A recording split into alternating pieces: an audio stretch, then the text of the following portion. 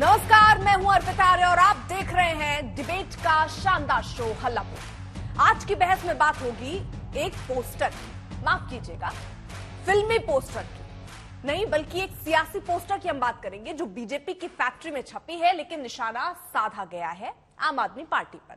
BJP ने poster जारी करके दिल्ली एमसीडी चुनाव में माहौल को गर्म कर दिया है, क्योंकि इस पोस्टर के नाम और जो किरदार है उनमें से 2 किरदार गुजरात की चुनावी बयान बदलने के लिए जी तोड़ मेहनत कर रहे हैं। और बीजेपी का दावा है कि जिस फिल्म का पोस्टर जारी किया गया है उसके कुछ सीक्वल्स भी हैं जो एमसीडी चुनाव में बवंडर पैदा कर देंगे, केजरीवाल की जमीन ही खिसका देंगे। लेकिन केजरीवाल को खुद पर भरोसा है, इसलिए वो दिल्ली की दहलीज से बाहर निकलकर गुजरात में भी अपनी पार्टी की ईमानदारी का ढिंडोरा पीट रहे हैं। लेकिन सबसे बड़ा सवाल है कि क्या एमसीडी चुनाव में असल मुद्दों पर चर्चा हो पाएगी या फिर पोस्टर का जवाब पोस्टर से ही दिया जाएगा?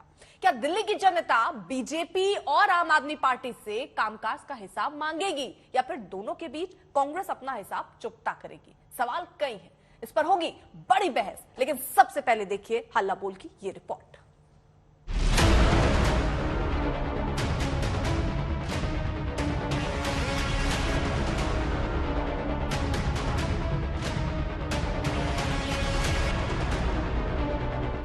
पोस्टर आ गया है, फिल्म का नाम है लुटेरा। लेकिन ना तो ये फिल्म किसी मल्टीप्लेक्स में लगेगी और ना ही किसी ओटीटी पर आएगा। इसकी नुमाइश तो जनता के सामने होगी, मीडिया के सामने इसका प्रचार चलेगा, प्रोपेगेंडा वार होगा, पलटवार होगा। क्योंकि इसके जो किरदार है वो सियासी है, डायरेक्टर से लेकर प्रोड्यूसर तक सभी बीजेपी ने तय किए हैं। हीरो से लेकर विलन तक सभी बीजेपी की फैक्ट्री से तैयार किए गए।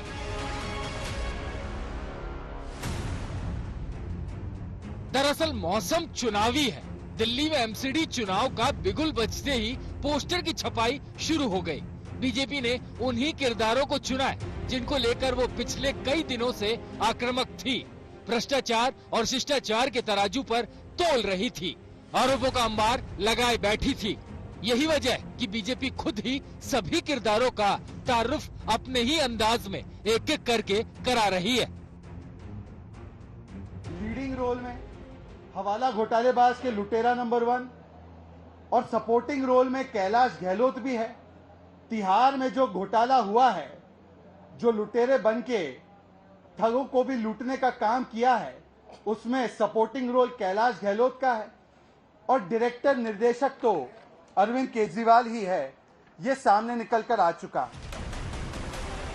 यानी बीजेपी ने केजरीवाल की उस नींव पर चोट की है जिसकी मजबूती का दावा दिल्ली के सीएम कट्टर ईमानदारी से करते हैं। लोग बड़ी बेसब्री से एमसीडी के चुनाव का इंतजार कर रहे हैं, क्योंकि 15 साल से लोगों के साथ धोखा हो रहा है। हम जो कहते हैं वो करते हैं, हमारी गारंटी होती है, ये गारंटी कभी टूटती नहीं है। दिल्ली की सत्ता में आए केजरीवाल को करीब 8 साल हो गए, लेकिन एमसीडी की सत्ता का स्वाद अब तक नहीं मिल पाया। दिल्ली में एमसीडी में 250 सीटों पर चुनाव हो रहे हैं। 4 दिसंबर को निगम की 250 सीटों के लिए चुनाव होना है। दिल्ली एमसीडी चुनाव में भ्रष्टाचार एक बड़ा मुद्दा बन गया है, तो वहीं केजरीवाल बीजेपी पर गाली पॉलिटिक्स करने का आरोप मढ़ रहे हैं। डी ढोंगी अरविंद केजरीवाल, एन से निकम्मा अरविंद केजरीवाल और दूसरे डी से डरपोक अरविंद केजरीवाल। बीजेपी कहती रहेगी। मैं बीजेपी से पूछना चाहता हूं, कोई 5 काम बता दो जो आपने 15 साल में किए हो। कोई 5 काम बता दो जो 15 साल में एमसीडी, चलो 5 मत बताओ, 2 ही काम बता दो जो तुमने 15 साल के, मतलब 24 घंटे बैठ के मेरे को गाली देते हैं, ढोंगी है, राक्षस है, आतंकवादी है, खालिस्तानी है। ये क्या राजनीति है? इसमें कोई शक नहीं है कि दिल्ली नगर निगम में पिछले 15 वर्षों से बीजेपी का शासन है। केजरीवाल को लगता है कि इस बार एंटी इनकम्बेंसी का उन्हें फायदा मिलेगा, लेकिन सवाल केजरीवाल के सामने भी है जिनका फायदा उठाने में बीजेपी जुट गई। ऐसे में वो क्या मुद्दे पर हैं जिनका फायदा बीजेपी को मिल सकता है? नंबर 1, कोरोना काल में कूड़े का डोर टू डोर कलेक्शन होना। नंबर 2, कोरोना काल में विपक्ष का नदारद रहना। नंबर 3, प्रधानमंत्री गरीब कल्याण योजना में राशन बांटा जाना। नंबर 4, 15 साल में कामकाज का ब्यौरा। नंबर 5, केजरीवाल सरकार पर भ्रष्टाचार जैसे आरोप। हालांकि बीजेपी के सामने एमसीडी चुनाव में खतरे भी हैं। खतरा नंबर 1, वह वर्ग जो फ्रीबी का लाभ उठाता है और केजरीवाल का वोट बैंक है। नंबर 2, 15 सालों में निगम में भ्रष्ट छवि से ना उबर पाना। नंबर 3, एमसीडी के एकीकरण के बाद अधिकारियों के शासन में आम लोगों के काम नहीं होना। नंबर 4, एमसीडी से जुड़े कर्मचारियों की सैलरी का मुद्दा। नंबर 5, एमसीडी चुनाव में नेतृत्व का सबसे बड़ा संकट। दिल्ली की ये लड़ाई आगे की सियासत का रुख भी तय करेगी। मुकाबला इसीलिए भी कड़ा है क्योंकि मसला सिर्फ दिल्ली की एमसीडी का नहीं है, गाड़ी गुजरात में भी अटकी हुई है।